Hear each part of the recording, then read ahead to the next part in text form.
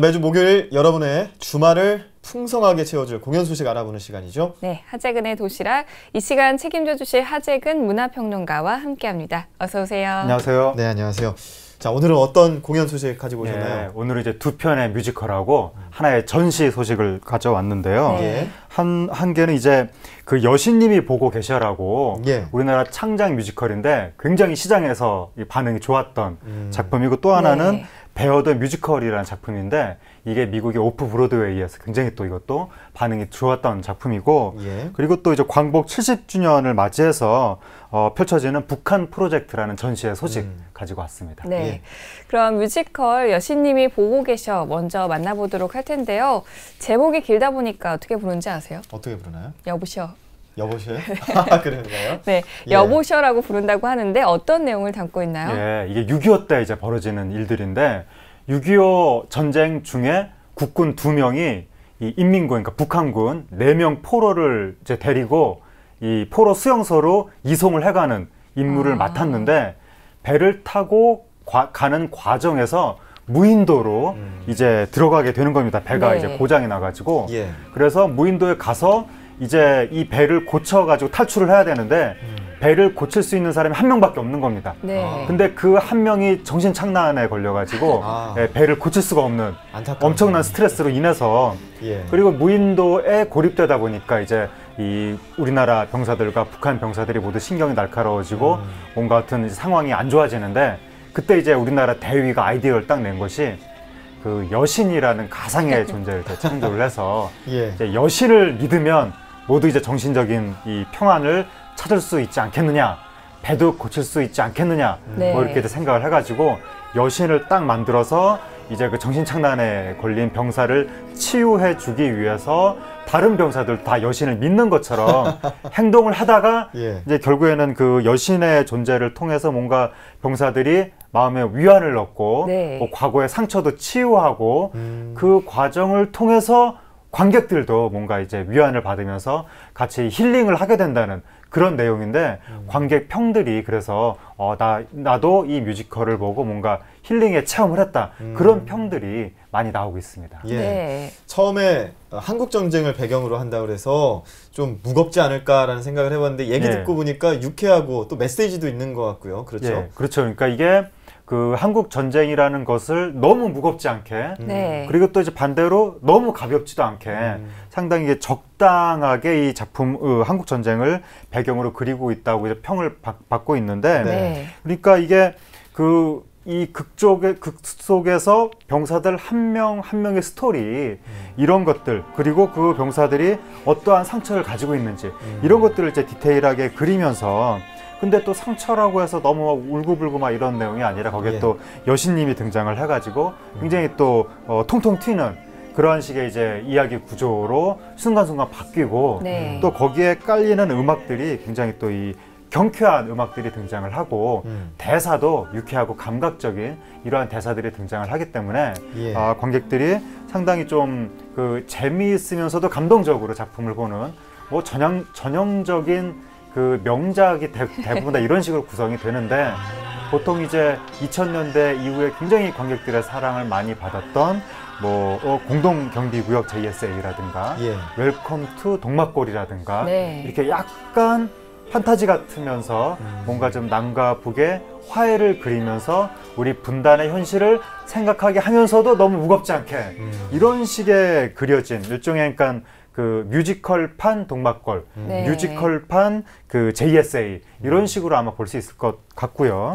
이 작품이 2011년에 CJ 크리에이티브 마인즈에 선정된 이후에 2012년에 서울 뮤지컬 페스티벌 예그린 앙코르 최우수작에도 선정이 됐고, 그리고 과거 이제 충무 아트홀에서 초연을 한 이후에 재연도 하고 3년 계속해서 반복 공연을 하면서 그때마다 관객들의 사랑을 굉장히 많이 받았던, 그래서 우리나라 그 창작 뮤지컬로서는 상당히 신화적인 작품이다, 그런 평가를 받고 있어서 관객분들이 상당히 이번에도 재미있게 볼 수 있을 것 같습니다.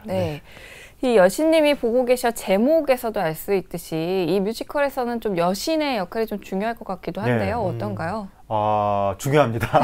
왜냐하면 남자들이 6명이나 나오기 때문에 여성 관객들은 굉장히 좋아하는데 아무래도 이제 남성 관객들이 보기에는 그런데 이 여신의 존재가 여신이 1인 다역을 통해서 계속 이렇게 나오면서 이제 이 극을 보다 다채롭게 해준다는 거죠. 여신이 여신으로만 등장하는 게 아니라 그러니까 각각의 병사들이 가지고 있는 트라우마, 각각의 병사들이 가지고 있는 추억 이런 게 있는데 그 추억의 주인공으로 여신이 이제 각자 뭐 때로는 뭐 춤을 추는 아가씨로 등장을 했다가 때로는 또 뭐 할머니로 등장을 했다가 이런 식으로 다양한 그 캐릭터로 여신이 등장을 하면서 마치 여자 배역이 되게 많은 것 같은 착시를 불러일으키며 이 극을 이제 보다 다채롭게 만들어주는 거고 그러한 여신의 존재를 통해서 병사들이 이제 마음의 상처를 씻어 나가는 거죠. 그래서 관객들도 함께 그 상처를 씻어 나가는 이러한 체험을 할 수 있는 극이다. 이제 이렇게 말씀드릴 수 있겠습니다. 예. 누구나 남자들만 그런 것도 아닌 것 같아요. 여자분들도 꿈에 그리는 여신, 남신이 있을 것 같은데요. 그런 또 생각을 해볼 수 있는 뮤지컬 여신님이 보고 계셔 잘 봤고요. 계속해서 이번에는 베어 더 뮤지컬 만나보도록 할 텐데요. 어떤 뮤지컬인가요? 이 작품의 내용이 미국이 이제 북부가 상대적으로 조금 그 진보적인 가치가 좀 강하고 남부가 굉장히 보수적이라고 우리가 알고 있는데 그 보수적인 남부에서도 더욱더 보수적인 이 종교 계열의 고등학교에서 벌어지는 이야기인데 이게 이제 그 놀랍게도 청소년들의 이야기를 다루고 있는 뮤지컬인데도 불구하고 고등학교에서 남자 고등학생들이 동성애 관계에 있다는 그런 소재를 다룹니다. 이 보수적인 남부에서. 그래서 이 남자 고등학생들이 서로 좋아하는 관계였는데 이 한 남자 고등학생이 교내에서 로미오와 줄리엣 뮤지컬을 하면서 줄리엣 배역이 이제 여자가 되는 거죠. 그래서 그 여자하고 뭔가 이 썸을 타는 것 같이 되면서 이 기존의 남자하고의 뭐 삼각관계, 뭐 질투, 뭐 이제 그런 걸 그리게 되는 건데 이제 그러한 이 설정을 통해서 이 청소년들이 갖게 되는 감수성이 예민한 시기에 이 외로움, 뭐 질투, 사랑 이런 정서를 아주 디테일하게 그리는데 근데 이제 문제는 그러한 청소년들의 정서를 그리는 과정에서 마약이라든가 자살이라든가 또 방금 말씀드린 것처럼 동성애 그리고 뭐 성적인 묘사들 이런 것들이 등장을 해서 상당히 이런 부분은 또 우리나라 정서하고 조금 이 상치되는 그런 상충되는 그런 측면이 있기도 하고 근데 이제 미국에서 상당히 인기를 끌었고 세계적으로도 뭐 여러 나라를 다니면서 그동안 10년 이상 인기리에 공연을 해왔던 그런 작품입니다. 이 청소년들의 사랑 얘기를 다루면서 말씀하신 대로 마약과 동성애 좀 너무 자극적인 소재를 다룬 거 아닌가라는 생각도 드는데요. 혹시 청소년들도 볼 수가 있는 건가요? 이게 이제 등급이 그 만 15세 이상 등급으로 돼 있습니다. 그러니까 중학교 3학년이 볼 수 있는 걸로 지금 잡혀 있는 건데 근데 이게 만약에 영화 같으면 그 영화에 나오는 어떤 선정적인 뭐 대사라든가 표현이라든가 뭐 폭력성이라든가 뭐 약물 같은 거 모방 위험 이런 걸 판정을 해서 그 영상물위원회가 이것을 객관적으로 등급을 정하는데 근데 이 연극이나 뮤지컬 같은 경우에는 그런 기관이 정하는 게 아니라 그 공연 그 제작사가 알아서 이게 정하다 보니까 아무래도 이제 이 객관적인 기준은 아무래도 없다고 할 수가 있는데 그 제작사 입장에서는 일부 어떤 그 이 좀 논란이 있는 장면이 등장을 하긴 하지만 그럼에도 불구하고 그것이 청소년의 고민과 방황, 청소년의 불안을 표현하기 위한 적절한 장치지 이게 특별히 뭐 선정적으로 다가가는 설정은 아니어서 15세 관람가가 적절하다고 판단했다라고 하고 있는데 실제로도 관객들의 평을 보면 이게 그러한 설정이 이렇게 뭐 상업적이고 선정적으로 느껴진다기보다는 그냥 청소년들의 방황을 표현하는 하나의 장치로 느껴진다라고 하니까 그러니까 극이 기본적으로 좀 밝은 성격의 뮤지컬이기 때문에 그렇게 뭐 일부 성인 연극처럼 이렇게 적나라하게 표현되지 않는 것 같습니다. 하지만 그 소재의 성격 자체가 한국 사회에서는 좀 논란이 될 수 있는 성격이기 때문에 이것은 뭐 관객들이 결국에는 이 판단할 수밖에 없는 문제이지 않은가 그렇게 예. 생각이 됩니다. 네. 조금 전 화면에서도 이 남자 배우 둘이서 좀 네. 가까운 거리에서 뭐 대화를 나누는 그런 모습이 네. 보는 사람들은 불편할 수도 있겠다라는 생각도 들기도 하고요. 청소년들의 또 사랑 이야기를 다루고 있기 때문에 네. 배우들이 젊기도 한데 네. 베어 더 뮤지컬 흥행 요소가 있다면 어떤 게 있을까요? 흥행 요소는 이제 방금 말씀하신 대로 배우들이 젊기도 한데 네. 이 부분이죠. 여기 남자 이 고등학생들 이제 그 젊은 남자 꽃미남 대거 등장 이렇게 되다 보니까 좀 전에 그 한국 전쟁을 배경으로 한 그 여보셔 예. 여신님이 보고 계셔도 그렇고 예. 이 베어 더 뮤지컬도 그렇고 젊은 꽃미남들이 대거 등장하니까 예. 여성 관객들이 굉장히 좋아한다는 지금 겁니다. 수지 씨도 좋아하고 있어요.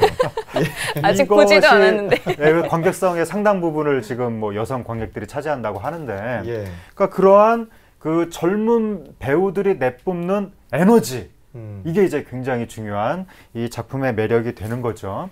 그리고 이 베어 더 뮤지컬 같은 경우에는 보통 뮤지컬 음악이 이렇게 뭔가 정통 오페라를 약간 팝화한 네. 것 같은 느낌? 그런 식의 뮤지컬 음악들이 많은데 예. 이거 같은 경우에는 이게 록 뮤지컬적인 성격이 있어서 강렬한 락 음악이 네. 여기에 이제 깔려 있기 때문에 그것이 또 젊은 관객들한테는 굉장히 또 강렬한 에너지로 등장을 이게 전달이 되기도 하고 네. 그리고 그러한 락 음악이 극중에 이 청소년들이 정체성의 혼란을 일으킨다는 설정하고 굉장히 또 예술적으로 잘 맞아 떨어지기도 하고 그 외에도 이 대중음악의 장르들 일렉트로닉이라든가 뭐 클래식도 당연히 나오고 예. 거기에 팝 발라드도 등장을 하고 네. 이러한 다양한 장르의 음악들이 라이브 밴드에 의해서 펼쳐지기 때문에 요즘에 젊은 관객들이 보기에는 상당히 좋다는 겁니다. 네. 그러니까 싱글곡들도 뭐 U&I, 원 이러한 싱글곡들이 등장을 해서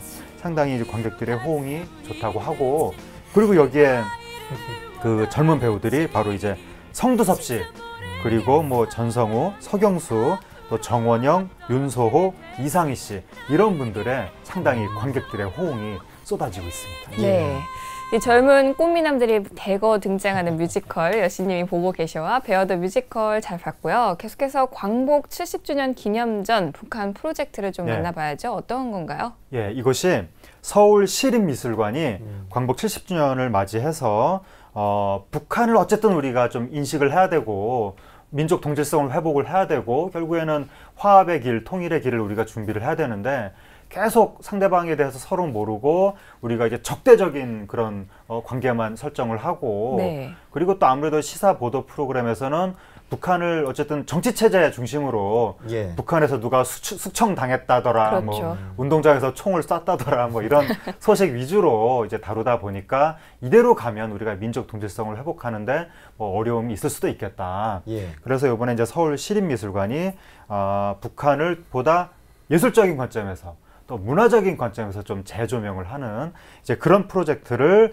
서울의 서서문 본관 1층에서 예. 지금 그 21일부터 9월 29일까지 네. 전시를 하는 것이고요. 예. 여기에서 보면 이제 3개의 구성으로 이 전시회가 이제 구성이 되는데 첫 번째는 북한 내에서 생산된 뭐 우표라든가 여러 가지 그 포스터라든가 그리고 북한의 화가들이 만들어놓은 여러 가지 작품들 이런 것들을 통해서 우리가 이제 북한을 바라보는 그런 구성이 하나가 있고 이제 또 하나는 외국 작가들이 이방인의 시선으로 북한을 어떻게 바라봤는가 그걸 이제 또 하나 살펴보게 되고 이제 마지막으로 한국의 작가들이 북한을 어떻게 바라보고 있는가 하는 여러 가지 작품들을 이 작품에서 이 전시회에서 우리가 보실 수 있습니다. 네.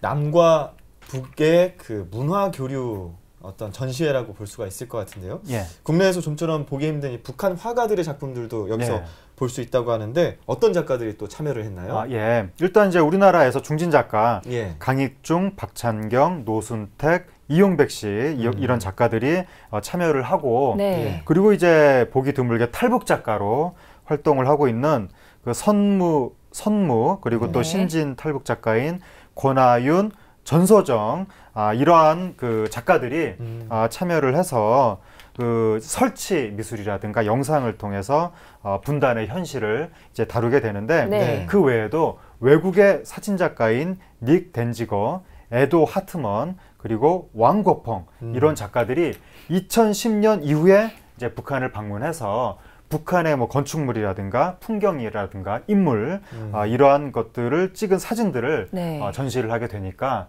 이제 이러한 전시물을 통해서 현대 북한의 모습을 우리가 볼 수가 있게 되겠죠. 네. 그리고 제가 조금 전에 권하윤 작가, 전소영 작가를 신진 탈북 작가라고 했는데 탈북은 아니고 예, 신진 작가 예. 수정하겠습니다. 네. 이 국내외 유명한 작가들이 북한 프로젝트에 참여를 했는데요. 혹시 이 중에 눈에 띄는 작가가 있다면 누군가요? 그 전서정 작가가 이제 네. 눈에 띄는데 이분이 요번에 그 신작 먼저 온 미래라는 작품을 이제 전시를 하는데 탈북 피아니스트하고 우리나라의 피아니스트가 만나서 예. 서로 협연을 해나가는 과정을 네. 그것을 이제 뭐 촬영을 하고 뭐 어떻게 영상화해서 그걸 또 이제 일종의 설치 미술이라든가 이제 미술 작품으로 이제 보여준다는 건데 기존에 이제 전서정 작가는 영상이라든가 뭐 드로잉이라든가 예. 뭐 퍼포먼스라든가 다양한 형식을 매체에 활용을 해서 네. 뭐 영화적인 요소, 뭐 문학적인 요소, 연극적인 요소 이런 것들을 종합적으로 이제 하나의 미술 작품으로 만들어 나가는 예. 이제 그런 작가인데 요번에 이제 먼저 온 미래 같은 경우에는 그 색청 현상이라고 해서 네. 이게 모든 사람이 다 그런 건 아닌데 아주 소수의 사람들이 그러니까 뇌가 특정하게 이렇게 형성이 된 사람들이 원래 인간이 소리를 듣는 뇌의 영역하고 색을 보는 시지각의 영역이 다릅니다. 네. 서로 이렇게 구분이 되어 있습니다. 근데 이게 뒤섞여 있는 사람이 있어요. 뇌 속에서 아주 특수하게. 예. 그래서 소리를 들었는데 색이 떠오르고 색을 미술 작품을 봤는데 음악이 들리는 사람들이 있습니다. 소수의 사람들이 뇌가 그렇게 된 겁니다. 저 그런 것 같은데요. 네. 얘기 듣고 보니까 예. 뭐 샤갈이라든가 뭐 그런 몬드리안이라든가 뭐 그런 사람들이 그랬다는 건데 예. 그런 현상을 색청 현상이라고 하는데 네. 바로 이제 이 색청 현상을 활용해서 이 남과 북이 어떻게 정치적인 대립을 넘어서 뭐 화합으로 갈 수가 있는가 그런 것들을 이제 미술 작품에 실험적으로 이번에 시도를 했다고 해서 네. 주목을 받고 있습니다. 그렇군요. 네, 이렇게 뭐 여러 가지 공연과 또 전시회 소식도 들어봤는데요. 오늘 하재근의 도시락 여기까지 들어야 될 것 같네요. 다음 주 목요일에 뵙겠습니다. 고맙습니다. 감사합니다.